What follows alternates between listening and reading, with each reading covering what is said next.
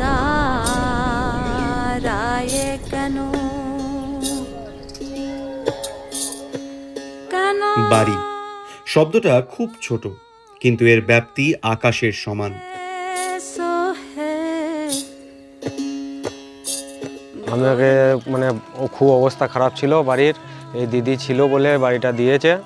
যেন মমতা সরকার যেন বারবারকে আমাদের কাছে সাহায্য পাই, অনেক সাহায্য করেছে। এই নিয়ে ছেলের সংসার নিয়ে খুব ভালো আছি, খুব সুবিধায় আছি। আরও বারবার যেন দিদিকেই চাই, এরকম সুবিধা সুযোগ যেন আবার দিদি দিতে পারে। কাঙাল কি কেউ নয় হে গৌর। বাড়ি মানে কি শুধুই ইট কাঠ পাথরের একটা কাঠামো, নাকি মাথার ওপর একটা ছাদ? না, বাড়ি তার চেয়েও অনেক বেশি কিছু। বাড়ি হলো মানুষের পরিচয়। বাড়ি হলো দিন শেষে ফিরে আসার একটা নিশ্চিত ঠিকানা।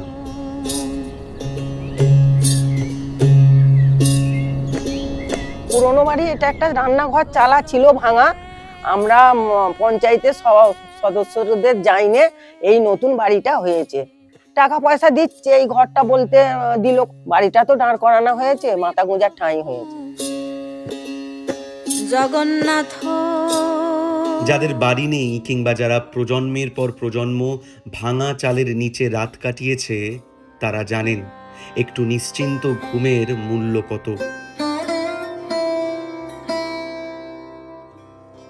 বাড়িতে খুব ভাঙাচুরো ছিল, জল পড়তো ঘর দিয়ে, তারপরে বেড়াঘোরাও ছিল না, খুবই কষ্টের মধ্যে গিয়েছে আমাদের। আমাদের বাড়িঘর খুবই ভেঙে ভেঙে গেছে। শীতকালে খুব কষ্ট হয় থাকার জন্য, বর্ষাকালেও থাকার কষ্ট হয়। বাড়ি মানে নিরাপত্তা, বাড়ি মানে আত্মসম্মান, বাড়ি মানে সমাজে মাথা উঁচু করে বাঁচার অধিকার। রাজ্য সরকার তার সীমিত ক্ষমতা সত্ত্বেও সম্পূর্ণ নিজস্ব টাকায় বাংলার বাড়ি গ্রামীণ প্রকল্পে রাজ্যের 21টি জেলার 12 লক্ষ যোগ্য পরিবারকে, আমি তাদের সকলকে আমাদের অভিনন্দন জানাই। 60,000 করে দুবার 1,20,000 টাকা করে দেওয়া হবে। বাংলার মাটিতেও এমন লক্ষাধিক পরিবার ছিল যাদের কাছে পাকা বাড়ি ছিল এক বিলাসিতা, এক অধরা স্বপ্ন। আমার খুব অসুবিধা হচ্ছে, আমি ঘর বাড়ি করতে পারছি না, ভাঙা ঘরে পড়ে আছি।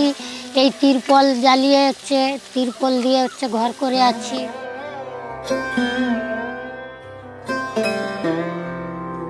বাংলার জনদরদী মুখ্যমন্ত্রী মমতা বন্দ্যোপাধ্যায় সেই কষ্টের ভাষা বুঝেছিলেন।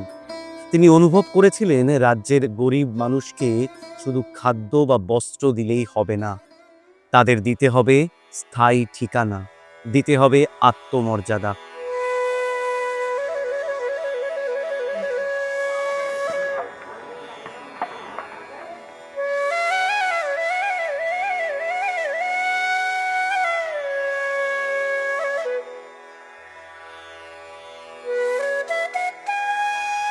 আমি ভাঙা ঘরে ছিলাম, আমার দিদি ঘর দিয়েছে বলে সেই আমি এখনো আছি। দিদি ঘর দিয়েছে বলেই তো আমি আছি, দিদিরা দিচ্ছে বলেই আমি খাইতে পেয়েছি।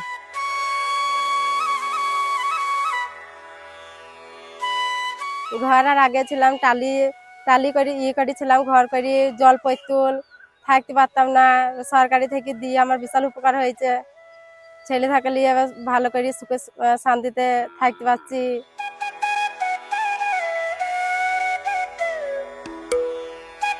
এখন খুবই ভালো, দিদিকে খুবই ধন্যবাদ দিতে হয়, খুবই ধন্যবাদ দিই, জানাই তাকে যে কাঁচা বাড়ির থেকে আমার এই বাড়িটা হওয়াতে খুবই ধন্যবাদ।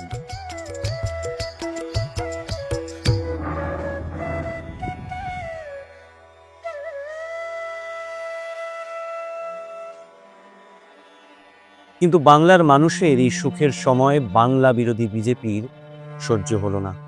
গরিবের মুখে হাসি ফুটলে যাদের গাত্রদাহ হয়, সেই কেন্দ্রীয় সরকার শুরু করলো এক নোংরা রাজনীতি। বাংলার গরিব মানুষের হক সম্পূর্ণ রাজনৈতিক প্রতিহিংসার কারণে প্রধানমন্ত্রী আবাস যোজনায় 24,275 কোটি টাকা আটকে দিল দিল্লি। 100 দিনের কাজ 4 বছর বন্ধ করে দিয়েছে, আবাস যোজনা বন্ধ করে দিয়েছে, গ্রামীণ রাস্তার কাজ বন্ধ করে দিয়েছে, হাইকোর্ট অর্ডার দিয়েছে, সুপ্রিম কোর্ট অর্ডার দিয়েছে। এটা আমাদের অপরাধ ভালো কাজ করা?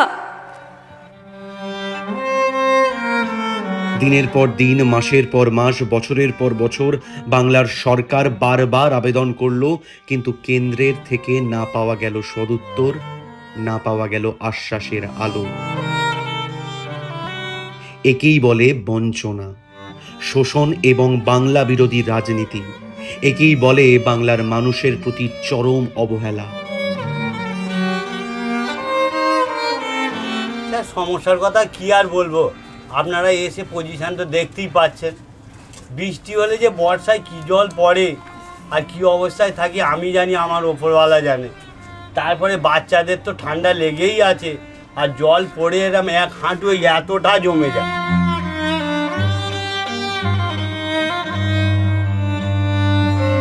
লক্ষ লক্ষ মানুষ যারা আশা করেছিলেন এবার তাদের পাকা ছাদ হবে, তাদেরই সেই স্বপ্নকে মাঝপথে থামিয়ে দেওয়া হলো। মোদি সরকার এভাবে বহু ধোঁকা দিয়েছে, বহু ধোঁকা দিয়ে দিয়ে আমাদের আসবে, এই হবে তাই হবে। কোনোদিন মোদি সরকার আমাদের কোনো এসব কাজ করেনি। কেন্দ্রীয় সরকার প্রমাণ করলো বাংলার মানুষের চোখের জলের মূল্য তাদের কাছে নেই। তারা কেবল ক্ষমতা এবং ভোটের রাজনীতি করে। এই মোদি সরকার ঘর দেবে বলেছিলাম, মোদি সরকার ঘর দিইনি আমাকে। আমি থাকতে পারিনি, অনেক সাপ বিছে এরকম ঢোকে, বাচ্চাদের নিয়ে শুই। এই দেয়াল পড়ে গেছে, এই মাটি আমার জড়া করা আছে, জল পড়ছে, টালির জল পড়ছে।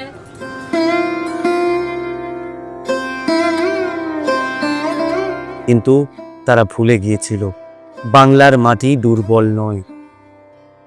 কেন্দ্রীয় সরকার তার কথা রাখেনি। গত 3 বছর ধরে আবাস যোজনার টাকা দেয় না।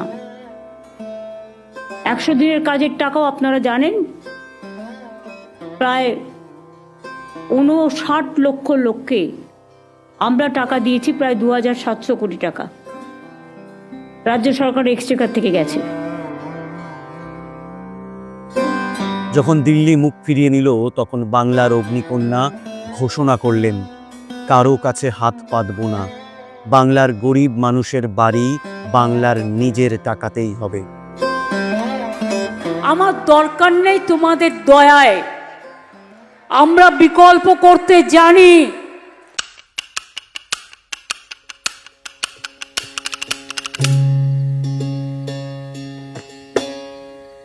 কেন্দ্রীয় সরকার বঞ্চনা করেছে, আর তৃণমূল কংগ্রেস সরকার দিয়েছে সম্মান। কেন্দ্র যেখানে অপমান করেছে, দিদি সেখানে মাথা তুলে রেখেছেন। ঘরের মাটির ঘর ছিল, ঘরের চাল, সত্যি খুব অসহায় অবস্থায় ছিল। এবং এই যে ফোন করার পরে 60,000 টাকা প্রথম পেলাম কিস্তিতে, তারপর আবার 60,000 টাকা পেলাম। এই দুবারে এই 1,20,000 টাকা পেয়ে আমি এই ঘরটা তৈরি করতে পারি। মা মাটি মানুষ সরকারের সম্পূর্ণ অর্থায়নে চালু বাংলার বাড়ি গ্রামীণ প্রকল্পের মাধ্যমে পশ্চিমবঙ্গের 12 লক্ষেরও বেশি পরিবারকে বাসস্থানের সুবিধা দেওয়া হয়েছে, যার জন্য ব্যয় হয়েছে 14,400 কোটি টাকা। বাংলার বাড়ি গ্রামীণ প্রকল্পের দ্বিতীয় পর্যায়ে আরও 20 লক্ষ পরিবার উপকৃত হবে এবং এর জন্য 24,000 কোটি টাকা ব্যয় হবে। 2011 সালের পর থেকে পশ্চিমবঙ্গ সরকার প্রায় 1 কোটি পরিবারের জন্য মর্যাদাপূর্ণ বাসস্থান নিশ্চিত করেছে। আমার নাম বাসুদেব মাঝি, গ্রাম আমডোপ, জেলা পূর্ব বর্ধমান। আমাদের রাজ্য সরকার মমতা বন্দ্যোপাধ্যায়ের সরকার এই বাড়িটা আমাকে দিয়েছে, আর এই বাড়িটা দেওয়ার পরে আমি খুব উপকৃত হয়েছি।